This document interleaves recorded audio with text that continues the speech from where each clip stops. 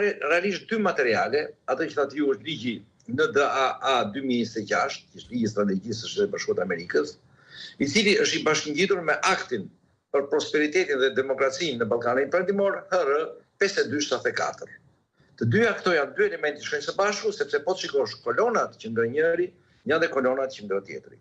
Pra, është ajo që thatë, lidhet është shumë pozitive fakti i Kosovës, sepse kërkon të arrihet në një njohje reciproke midis Kosovës dhe Serbisë, por duke vënë qartësisht atë që ka qenë një armë e fortë e përdorur vite më parë nga grupi Sorosit, nga Rama vetë, shkëmbimi territoreve dhe edhe ndryshimi i kufive. Vija kuqe është e qartë.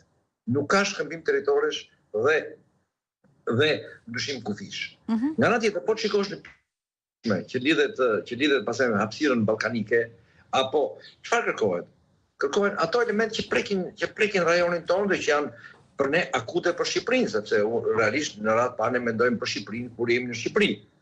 Luftën kundër krimit, luftën kundër korrupsionit, trafiqeve, nivelin e demokracisë dhe nivelin e cilësisë dhe të votimit.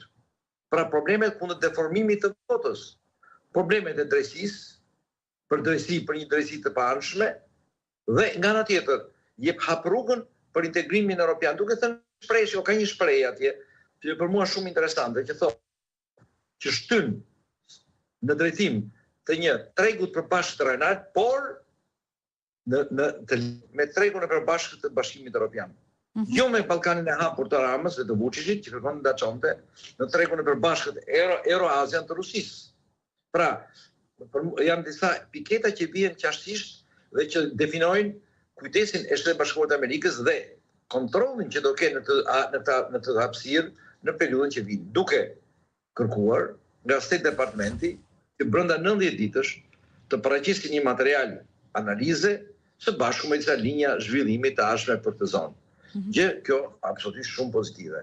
Unë mendoj se kemi të bëjmë me një zhvillim pozitiv që ne shqiptarët do shohim me shumë interes, me shumë pozitivitet, që duhet na japi kurajo në luftën e brendshme politike dhe në luftën e brendshme të përballur me këtë regjim, kundër këtij regjimi i cili sa tashmë është përfshirë nga skandalet. Ju po i djegim për ditë skandalet e mëdha. Ne po i publikojmë madje, ku kemi parasysh një pjesë e madhe dosjeve kanë dalë nga plug. Po duhet jemi konshient në një gjë që këto skandale të mëdha që kanë plasur në Shqipëri, korrupsioni, lidhja me drogët, shteti paralel i kriminalizuar për të kontrolluar institucionet e shtetit, nuk kanë kaluar pa efekte dhe nuk mund mos jenë pjesë nxitse e këtij materiali të Bashkuar të Amerikës.